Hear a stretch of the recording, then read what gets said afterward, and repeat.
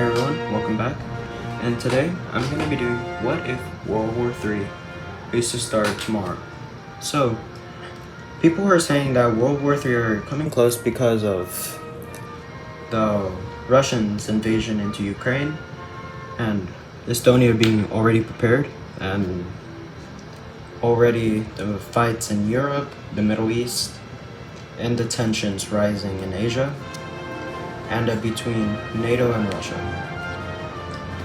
So we already know that Russia declared war on Ukraine, and that this is the front line it is in right now.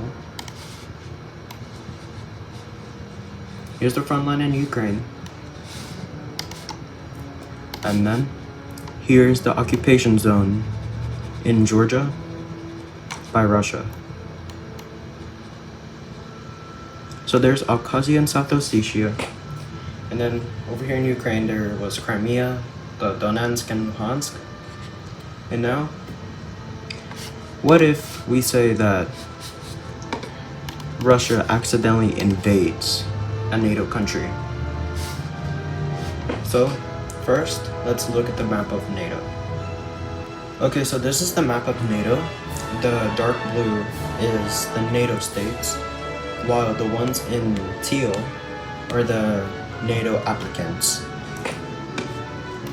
So pretty much all of Europe is in NATO, except for Serbia, Kosovo, Moldova, Belarus, Russia, Austria, and Switzerland, and the microstates.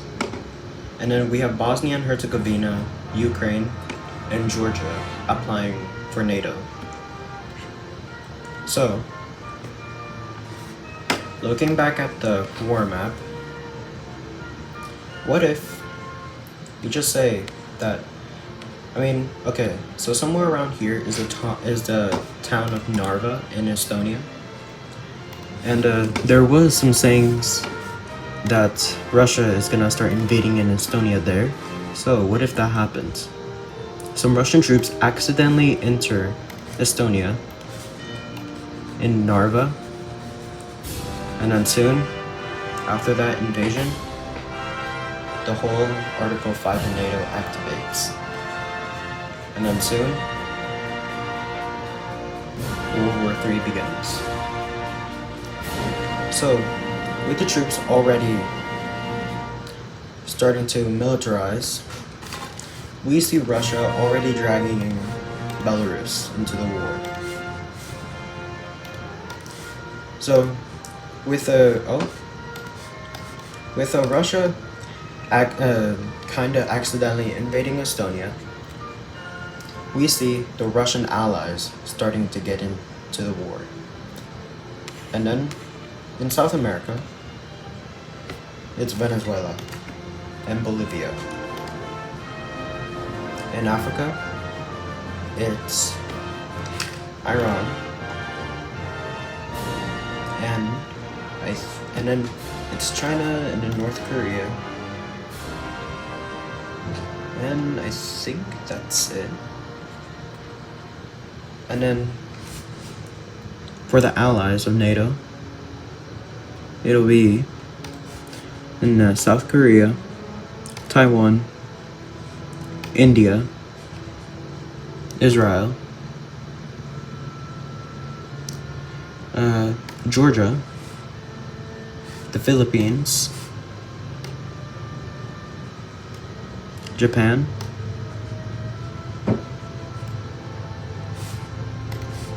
Australia, New Zealand,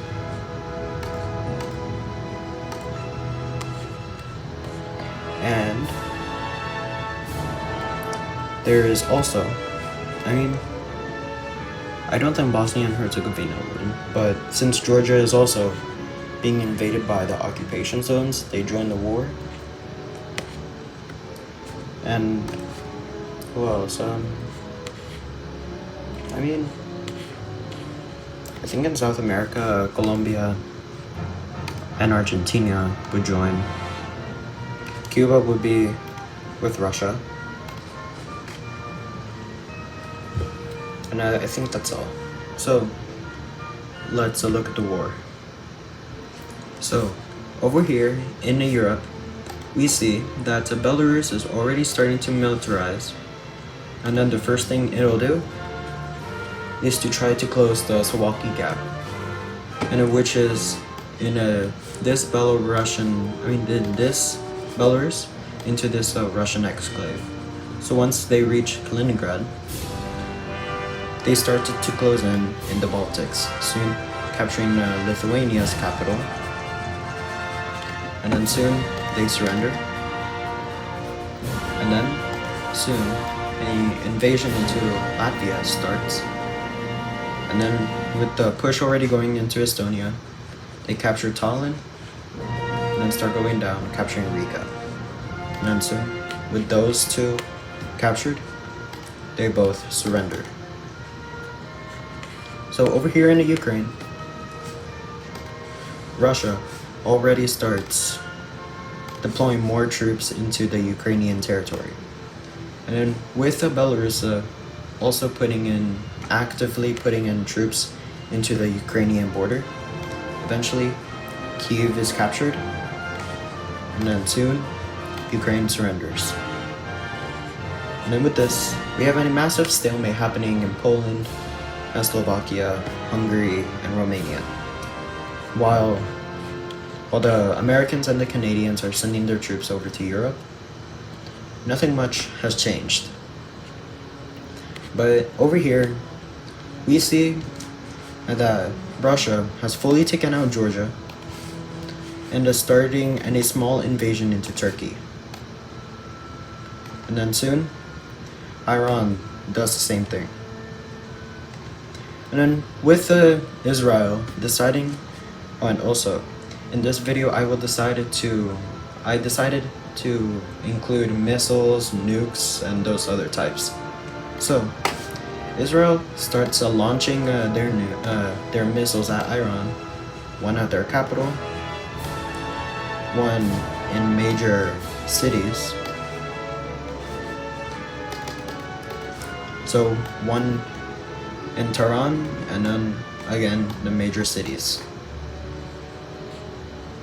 And then in China, with North Korea supported by North Korea supported by China starts an invasion into South Korea. And then with the Japanese, Australian, and New Zealand troops coming in, eventually Seoul is captured, but then it's led to a stalemate as the troops arrive. And then over here in India and China, India starts on a push into Tibet and into the Xinjiang region. Eventually, they get past the mountains, and then they start advancing. And then soon, this whole entire part of China goes to India, but then eventually it's led to a stalemate. And then with Taiwan and China, Taiwan already falls. So over here in South America, Argentina starts sending troops up into Bolivia, and then eventually they capture their capital, and then Bolivia surrenders. Over here between Colombia and Venezuela, they're trading lands. Colombia is getting in the north, while Venezuela is getting in the south. And then soon a stalemate happens. And then over here in North America, Cuba is wiped out. And then with no distractions in Canada and America, they start sending more troops over. And then the stalemate breaks, and then invading into Poland, Slovakia, Hungary, and Romania. And then they decide to invade Moldova. So then, seeing this, Serbia decides to join on Russia's side.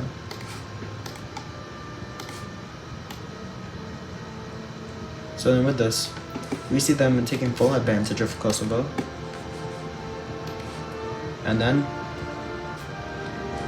Bosnia and Herzegovina goes into a civil war.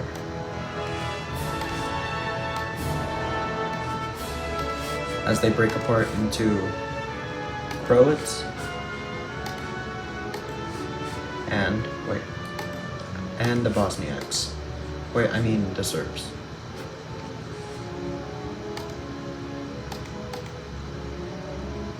So with that happening,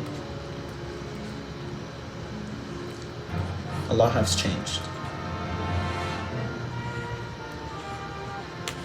Soon, America launches some missiles towards Venezuela, while Argentina starts sending troops into Colombia.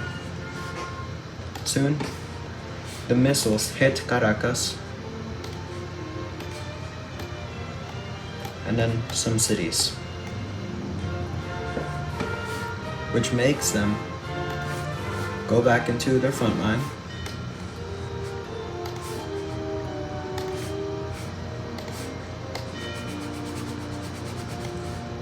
and start invading more. And then eventually, Caracas is captured, and then Venezuela surrenders. So then,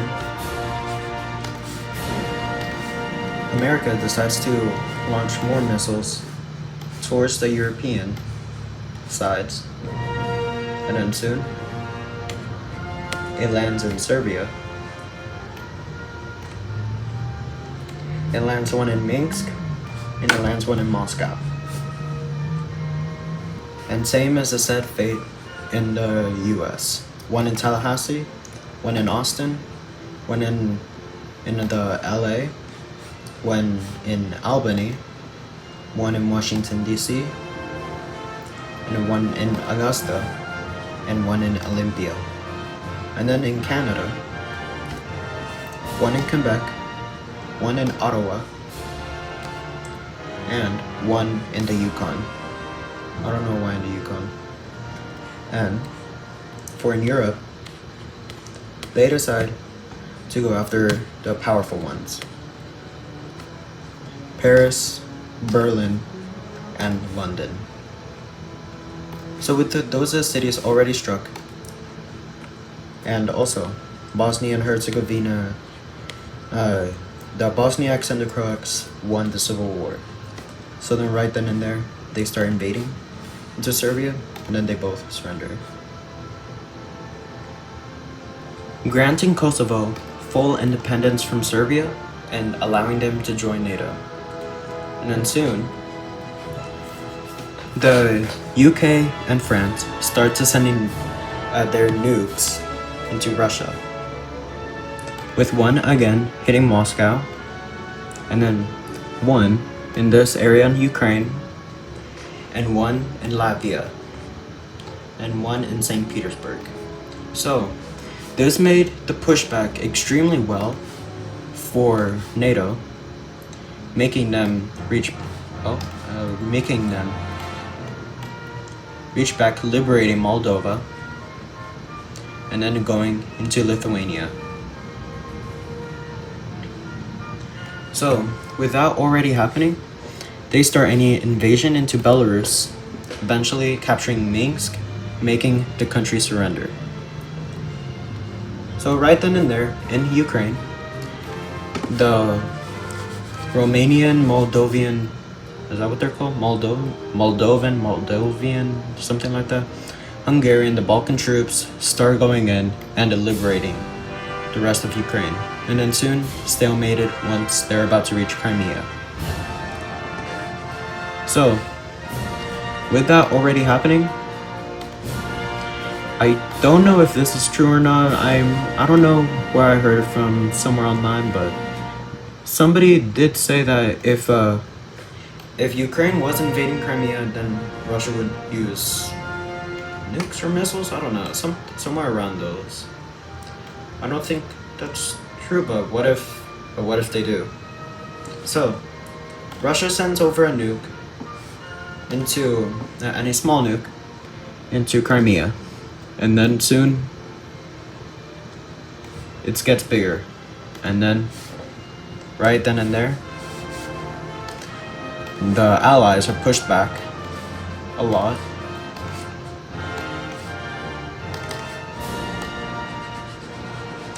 And then soon capturing Odessa, and then Moldova falls again.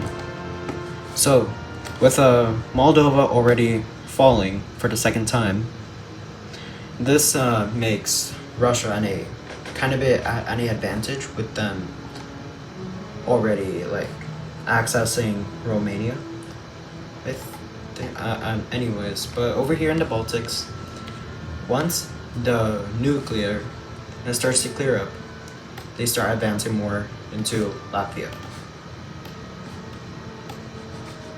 And then soon, Estonia is liberated. And then with that, they decided to merge and be together. And then right then and there, Kaliningrad falls.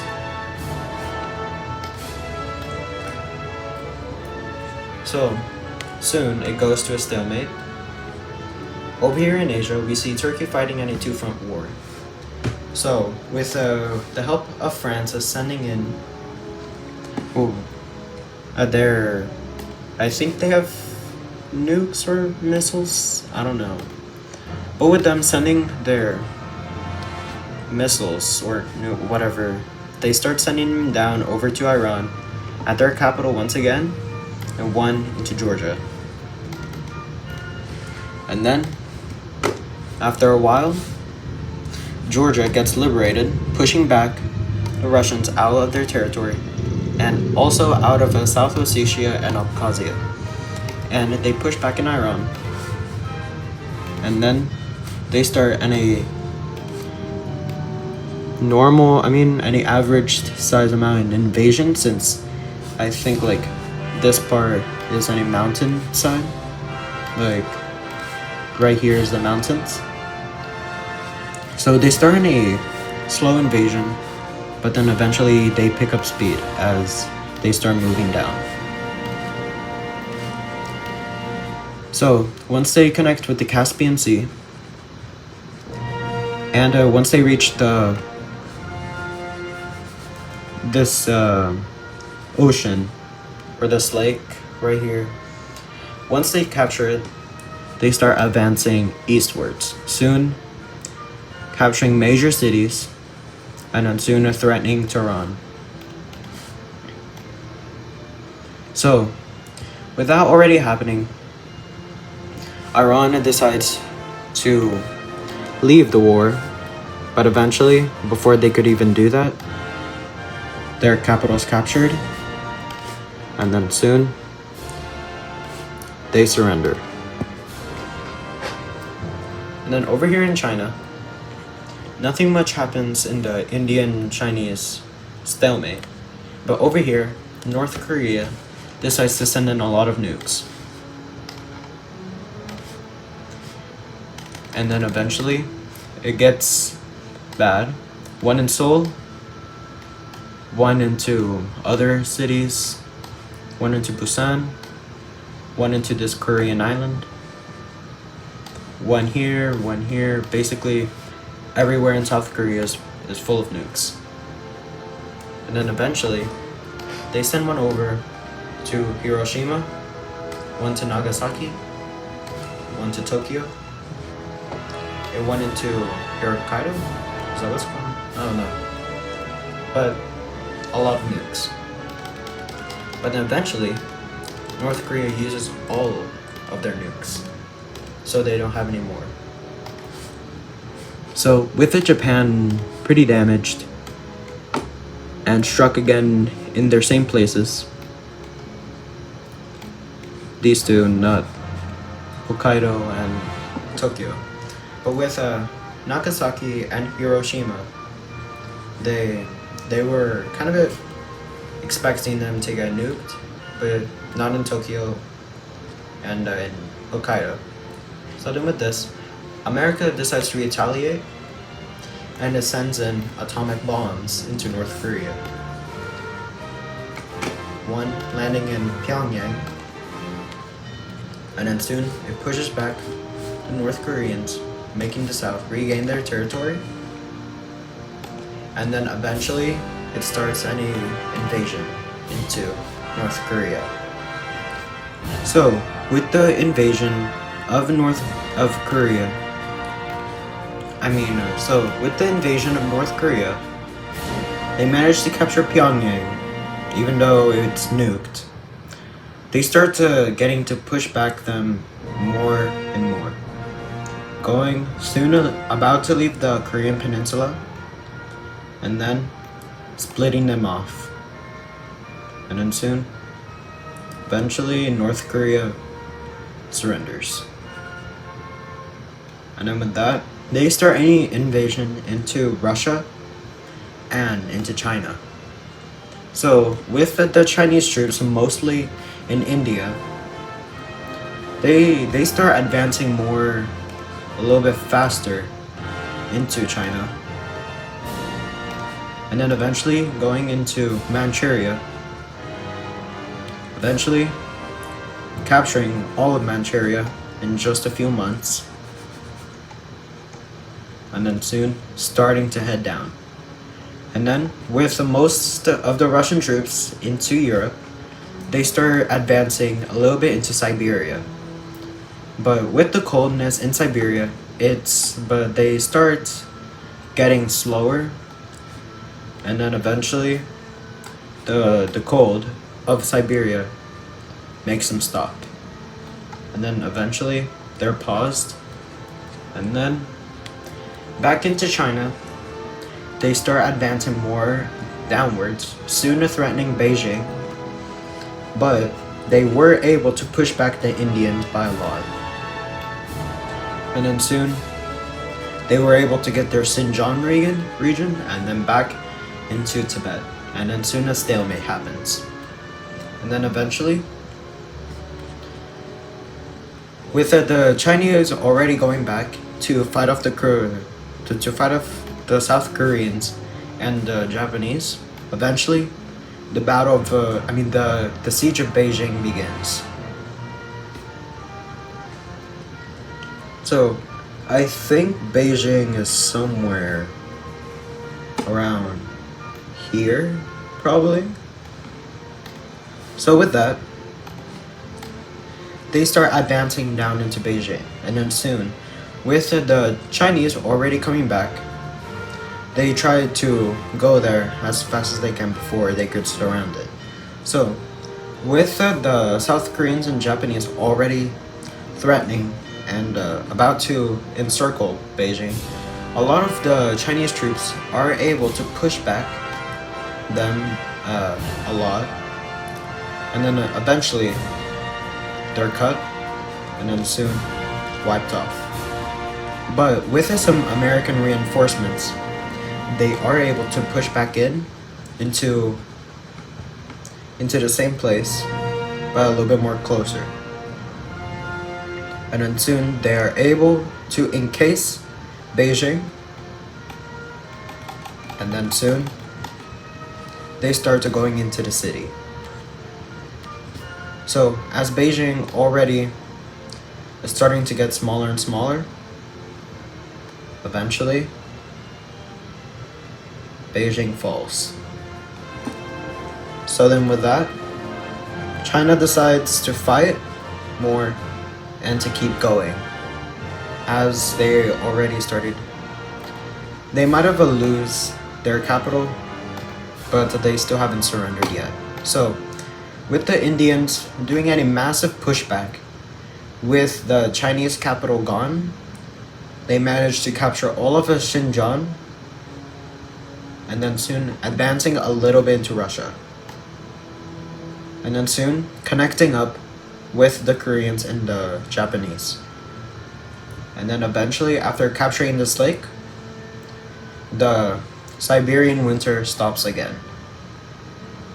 And then they start advancing down into the coastal area, and then eventually Taiwan gets liberated. And then soon they start to going up, capturing major cities like Shanghai, and then starting to go up more and then eventually connecting up with the Koreans and the Japanese, and then China surrenders.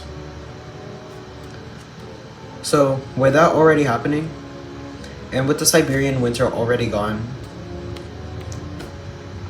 they started to advancing more and more into Russia, and then starting to feel the temperature rise 1 degree by 1 degree as they start heading towards the Europeans. So, with Russia not knowing, and then eventually, with Russia not knowing that the Indians, Koreans, and the Japanese are coming, Finland starts to invade them at the north. With the special troops already coming down, they capture more Russian north, and then capturing major cities like the St. Petersburg, and then soon going down into Ukraine. And then eventually, Ukraine is fully liberated, and so is Moldova. And then, Ukraine starts any push, taking over Russia's valuable area. And then soon, they're connected up with the Indians, the Japanese, and the Koreans. And then they're connected up with the rest of the Finnish troops. Probably unable, so I guess the Finnish also connected to them. So, with them already threatening Moscow at all sides, they start to go down, and then eventually, the siege of Moscow begins. So again, I'm not positive where Moscow is directly at, so I'm gonna be guessing that somewhere like at this area. Here's the city Moscow itself, and here's the outskirt of Moscow. So, with Moscow already highlighted, they start advancing more, and then eventually, they're reaching the gates, or the outskirts of Moscow. And then, eventually, with them into a stalemate at this part, soon the rest of the troops start to come in. And then making the whole entire, with the Russian president already escaped, probably in Mongolia right now, the Allies or NATO started to do any invasion into the city. And then eventually, it's the outskirts of Moscow is now gone. And then eventually, Moscow falls. And then with that, Russia decides to surrender. So with that, let's look at the peace treaty. So here's the peace treaty. We see nothing happening in North America except Cuba becoming an American puppet, while in South America, Colombia annexes all of Venezuela, and Argentina replaces Bolivia's government with a pro-Western. And then nothing happened in Africa. And over here in Europe, we see a lot of changes. We see Russia forcing to release Siberia. We see Scandinavia forming a union in Norway, Sweden, and Finland. And over here, we now see that in Finland, that the Scandinavia is now bordering the Baltics or under Estonian rule. And then, I haven't fixed this, so what I'll do here is that Kaliningrad will be split between Poland and the Baltics. Belarus got destroyed by the Baltics, Poland, and Ukraine. Ukraine got Crimea back, Georgia grew, Iran is now an American puppet, Turkey got some land out of Iran, and then Kosovo annexes all of Serbia with Montenegro, and then Slovenia, Croatia, and Bosnia and Herzegovina form a union for economic aid. Over here, we see that Belgium split into two by Flanders and Wallonia, Netherlands annexing the northern part of Belgium, and France annexing Luxembourg and the southern part of Belgium. And I think that's all in Europe. And in the Middle East, also nothing happened to Israel. Then over here in China, even though Hong Kong didn't join the war, and Taiwan got its land back, releasing Tibet, and then destroying the Communist Party of China, and then bringing back the Republic of China. So even though Hong Kong didn't join the war, Taiwan decides to give him some land. And then eventually they're no longer microstate. And then over here, we see the Korean Peninsula being unified under South Korean rule.